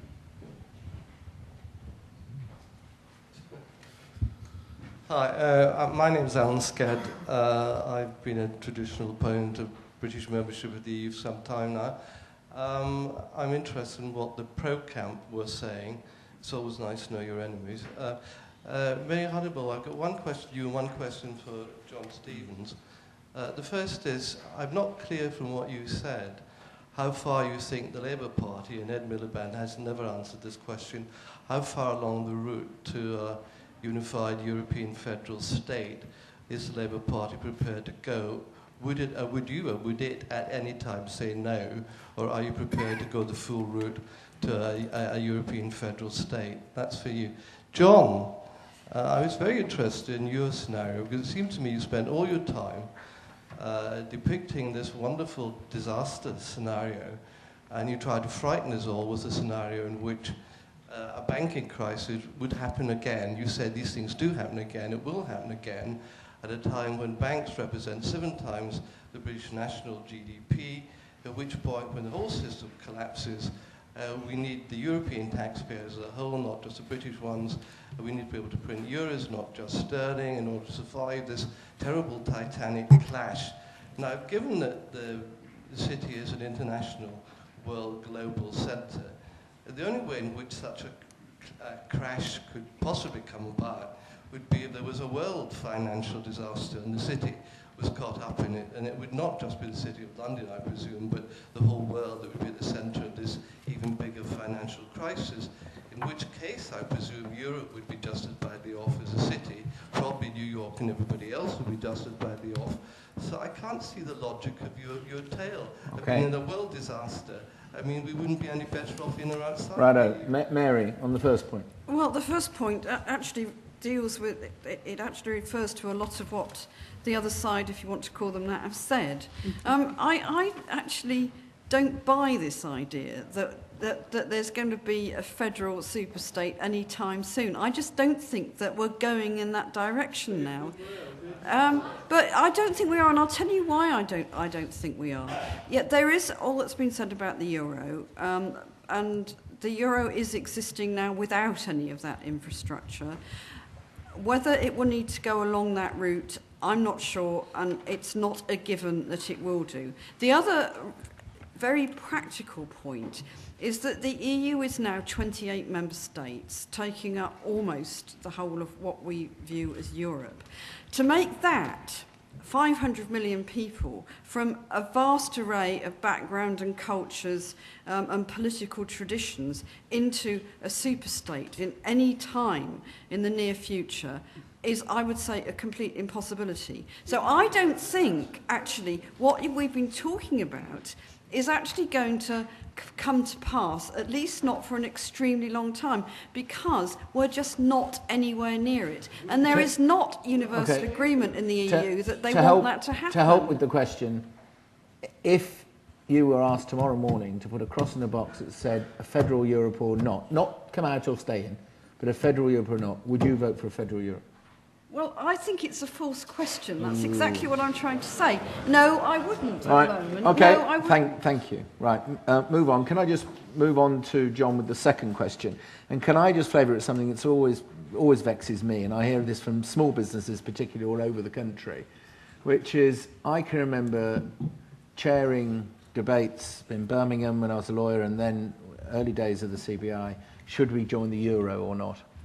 And we were told this would be absolute apocalypse now if we didn't join the euro. The City of London would cease to exist. There would be no financial services if we didn't join the euro. And now everybody's going, oh, God, thank God for that, we didn't join the euro. So what does a population believe when people are saying it would be a nightmare if we didn't join it? When last time people had the chance to say this, it was proved to be completely wrong.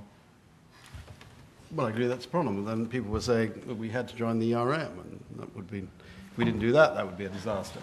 I mean, the point is that what one's talking about here is the purpose of the whole enterprise, which is an ever closer union.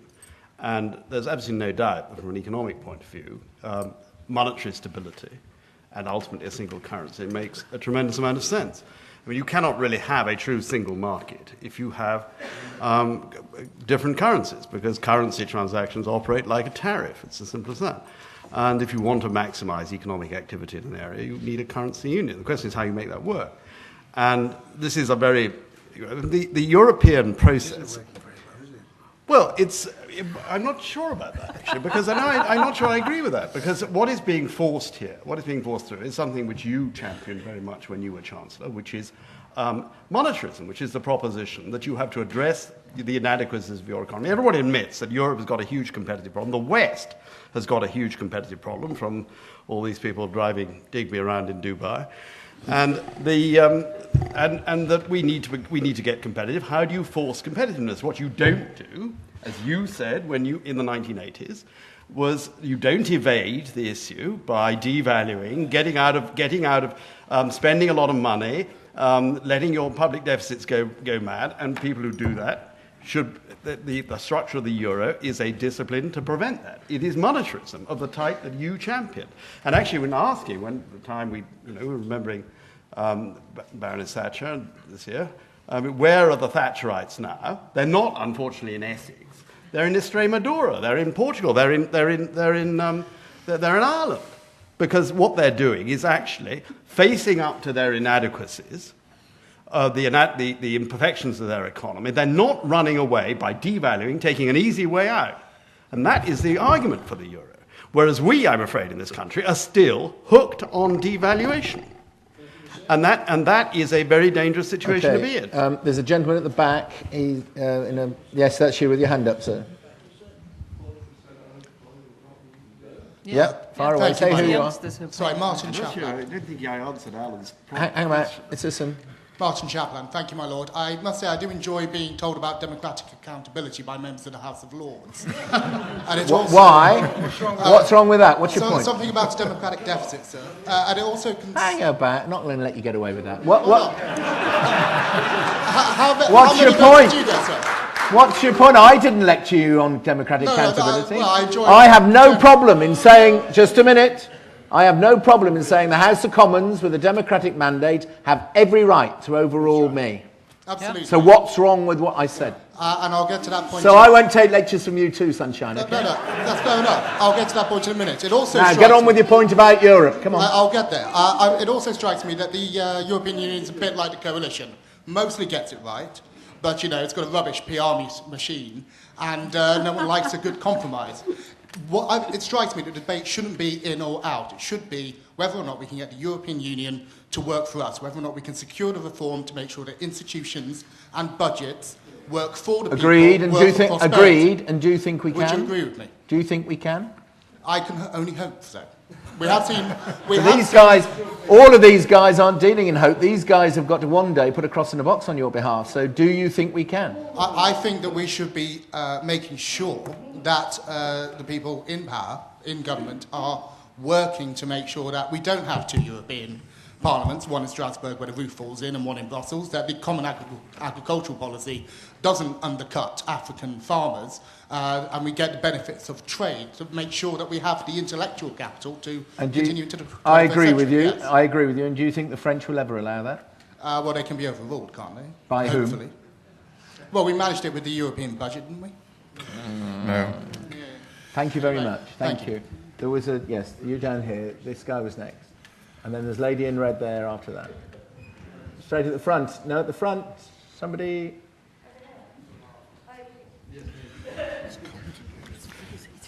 2 points relating to the fundamental argument, I think, between Mary and Graham about democracy, which I think is at the heart of this debate. There are 2 levels on which this is relevant to the EU. First of all, we can have a discussion about the structures, you know, the fact that the Commission is unelected. So to say that the European Union is the equivalent of a national democracy is simply untrue. You can't, by voting for the European Parliament, remove the executive of the EU because that's appointed. The Council of Ministers is not a directly elected body. That meets in secret. So we can have a debate about the structures. Are they democratic? Are they not? But the more fundamental question, and this goes really to the heart of European Enlightenment values. The European Enlightenment was about collectivizing the notion of sovereignty, placing it in the hands of the people, not an unelected elite. And so the fundamental question is that sovereignty resides with a single people. And until the European Union has the endorsement of the peoples of Europe through referenda to legislate for over 50% of the legislation at the moment, that is going to go up, as Gisela said, until it has that legitimacy, until there is a European demos, then the whole structure, by definition, is undemocratic, even if the institutions were more democratic than they are in reality. So the heart of this question is, where does sovereignty reside? Does it reside with the people, or does it reside with something else, which is, by implication, what Mary seems to be saying? But the second point, very briefly... Can I stop you there, because I've got a lot more. Graham, would you like to just deal with that? Sovereignty lies with the people. And just to go back, I mean, I think that's unarguable. To go back to the previous question about... Keep going. To go back to the previous question, I wasn't giving a constitutional answer, I was giving a democratic answer on that, because the Queen in Parliament is unlikely to overrule an election even in this country. The European Parliament voted overwhelmingly only to sit in Brussels and not Strasbourg. What's happened? Nothing. It was only a couple of weeks ago. Well, nothing is going to happen either, Mary, because that is why reform is almost impossible, because things are tied up in agreements and treaties, and you will not get agreement of the countries to change them. I once asked John Major, why was it that they were all sitting in Strasbourg once a month at gross waste of money? And he said, well, we could have got the French to agree not to, but what were you going to give them in return? And that's the problem, isn't it? Because the reform you need isn't a quid pro quo. The reform you need is a direct reform. Your points are very well made. Lady in red. Lady in red. Good evening. Thank you. It's pink, actually. It's so pink. You can't sing Lady in Pink. Doesn't rhyme. My name's Marjorie Bayliss. I'm a member of Guildford Conservatives. Many, many years ago, perhaps 5 years or so ago, we were being told that we have to stay in the EU because we do 50% of our trade with them. Ms. Price has just said it's 40%. If you take out the Rotterdam effect, it's probably down to 35%. The problems with the euro have not been resolved. They've been quiet for a time because they've been waiting to see what happened in the German election. That's over. I'm not entirely sure what sort of stamp Mrs. Merkel's going to make on the EU. But the fact is, Europe is shrinking. Why would we want to sort of saddle ourselves to a coffin that's just going away from us? John? Well, trading with Europe does not stop you trading with the rest of the world. I mean, there is a debate now, which I think is very underrated, that whether the last 30 years, which has basically seen the story has been emerging markets, above all China, but also India, Brazil. That's where all the action's been.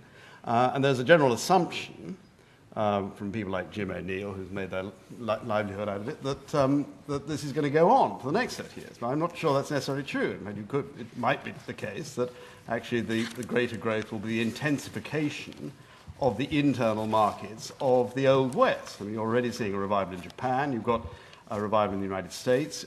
You could have the same thing in Europe, in the continental economy. So the idea that the future is going to be entirely trading with India, or trading with, particularly if those economies having gone through a period of rapid growth, are now concentrating more on their own internal development and integration, which will be structurally less favourable to business with outsiders. I mean, I'm not saying that there won't be huge opportunities in those markets, but to say that the future must, the last 30 years is telling us what the next 30 years is going to be like is a grave error. And equally, the fact that we are sitting in the largest single market in the world, just walk away from that in order to do business with Brazilians or something seems to be completely fantastic. But what is completely fallacious is to imply that unless you're within the European Union, you can't trade with the countries of Europe. No, I'm not that saying is a complete nonsense. I'm not suggesting that. What I'm saying is that you have a significant advantage by being part of the rule-making process, by not having any barriers set up against you. And of course you've got the World Trade Organization and all that. But in crucial areas, and this is where the city matters, it does matter in financial services regulation. It matters very much. The WTO isn't going to open up the German market to banking. The WTO isn't going to stop the European Central Bank regulating our banks in a way adverse to our But interests. answer me this. If we have got this amazingly huge financial services sector in relation to all the rest of Europe, why is it that we've had to take it from Brussels on how to govern it? Well, the reason why we're taking it from Brussels is because we've been semi-detached from this entire process. I mean, I think it's absolutely outrageous. Gisela? No, that's complete bollocks.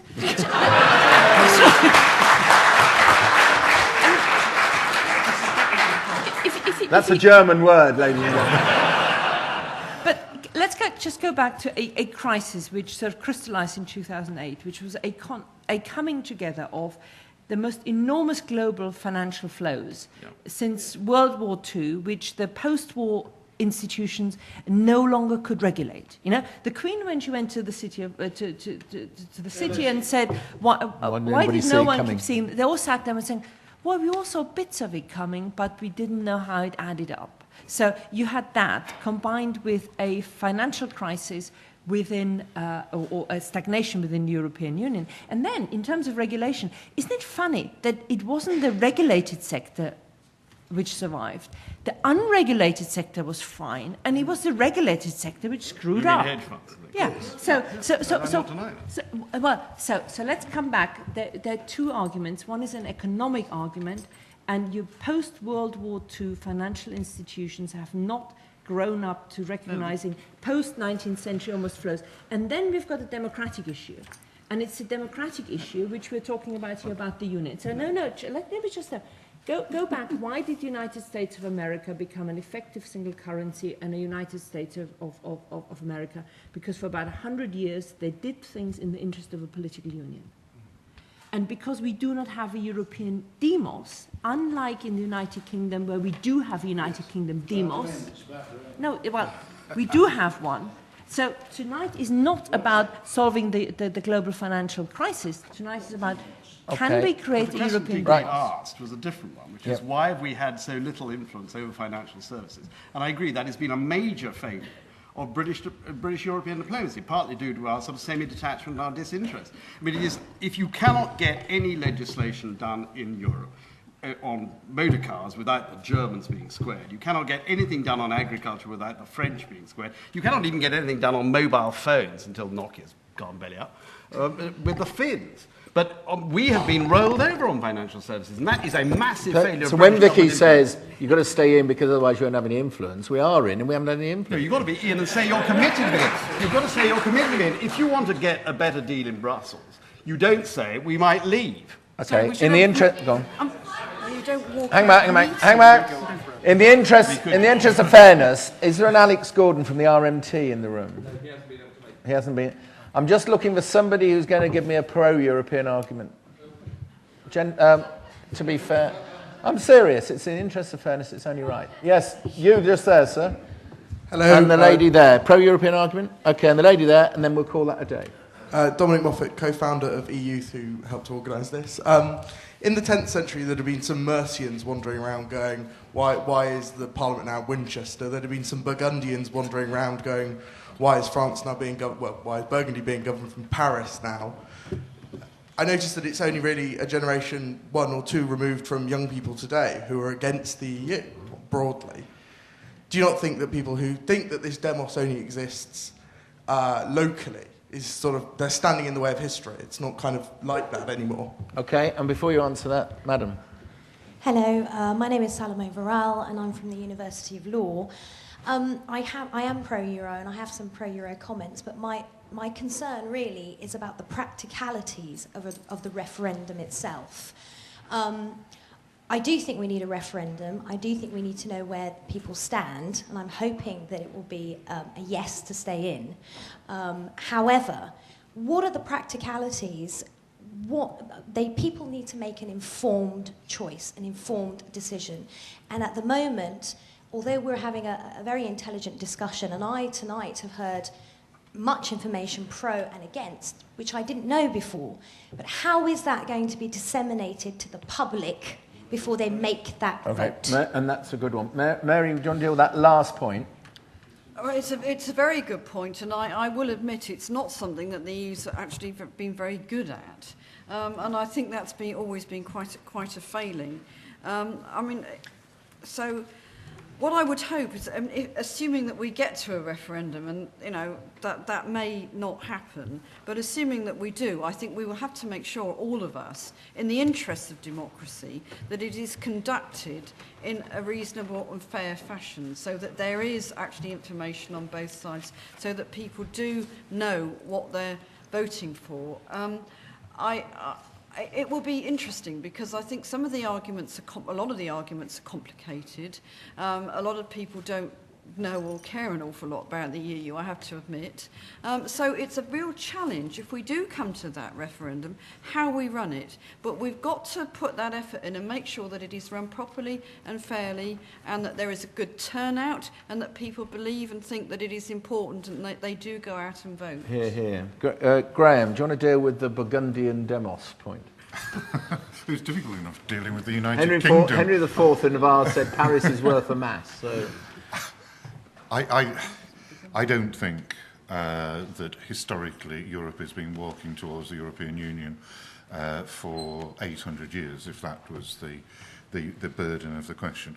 I think, by and large, in this country, people have settled down over, 150, 170 years of democracy in the United Kingdom to this particular demos. They have not and do not like the European demos. It's as simple as that. And I think eventually, if you push people into structures that they are not happy with, and life is difficult enough being a democratically elected representative in structures that people accept, if they're in structures that people don't accept and don't relate to, you end up moving away from what we all want, which is the peace, prosperity and democracy, because you end up with the situation that you've got in Greece and parts of France and parts of Europe, with extremists, particularly from the far right, but sometimes from the far left, who will not accept it. So I don't accept that. Right.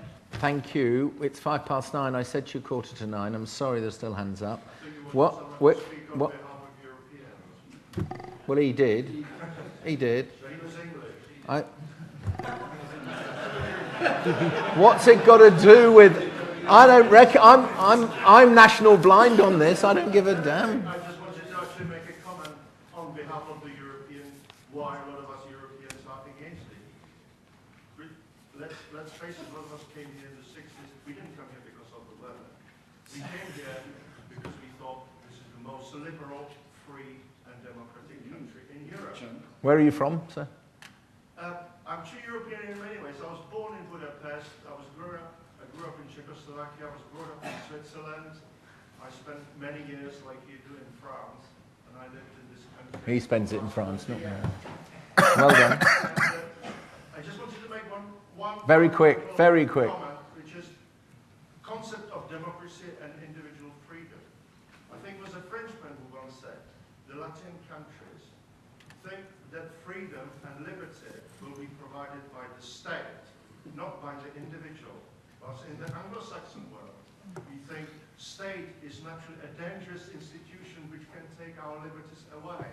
It is the individual who prospers at the expense of the state, not the other way around. So even we may say, viva la liberté in France, I think I would say, viva la liberté of the Anglo-Saxon world. Okay. Yeah. I'm glad I invited you to speak. Right.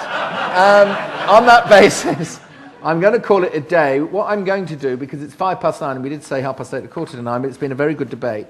The question is, should we stay or should we go? I want to go from that end to this end. I don't want 2 minutes, as I said you could have, because we really don't have the time. But what I want is, if the EU was not reformed, and in the morning you had to put your cross in the box, do we stay or do we go, in a Europe as you have it today, what would you do? And your time starts now. Mary? Well, I would vote to stay, because I think that for all the reasons that have been explained, we get more out of the EU than we would lose a lot if we left. Okay, thanks. Graham? I vote to come out. I think one of the most shocking things at the moment with the drive of the Euro project is how, effectively, the euro is undervalued in Germany, it's overvalued in the Mediterranean countries. Okay, how things have been forced on people. Okay. I wouldn't have a referendum at all, but I would vote to stay. Because? Oh, I thought you wanted just. Yeah, just, well, I've given each of them a chance to say why. That's extreme. Because I think the benefits outweigh hugely the sort of costs. And what is going to be very, very difficult, though, is to get the message across. Because just looking at our panel, since you asked me to say, you see the differences that exist in the pros staying. So something different from Mary. I'm against the euro, which I've always been against, but pro-Europe. And then we have John being very different. So it's not going to be an easy task. Not easy thing. Okay, Nigel? No, I would vote against. I would vote to go. It's not a position I've always had, but the monetary union has fundamentally changed the nature of the European Union, and the European Union we're in now is not one which I would wish this country to remain in. Thank you. John? Well, I would vote to stay, but principally because I think the impact of leaving would be very bad for the cultural elements that we value here. Because I think what we haven't talked about this evening is that most people here, I would say, both pro and anti, are internationalists. And they see that if we're not going to be in Europe, they want a global future, and we talked a lot about that. But actually, the real force that will be behind pulling Britain out of the EU is a very different one. It's a much narrower one. It's a much more English-centric one, which would do huge damage to our outlook. Charlemagne's sister was called Gisela. She was Queen of Hungary, Saint Gisela. That's why you left, mate. Indeed.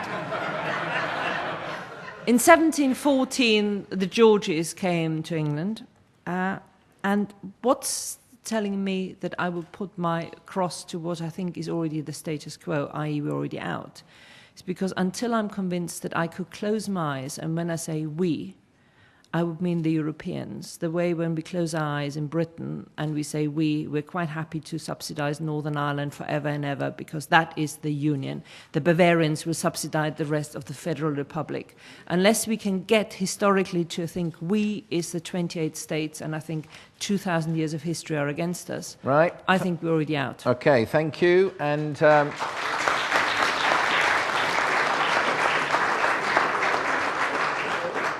a massive thank you to you guys for putting it on. Massive thank you to that. The biggest thank you of the night to you for coming and staying and being engaged. And if I may just thank you as a chairman for being well behaved, and I'm grateful. But shall we all put our hands together and thank Mary Honeyball, Graham Stringer, Vicky Price, Nigel Lawson, John Stevens and Gisela Stewart. Thank you very much. Well done.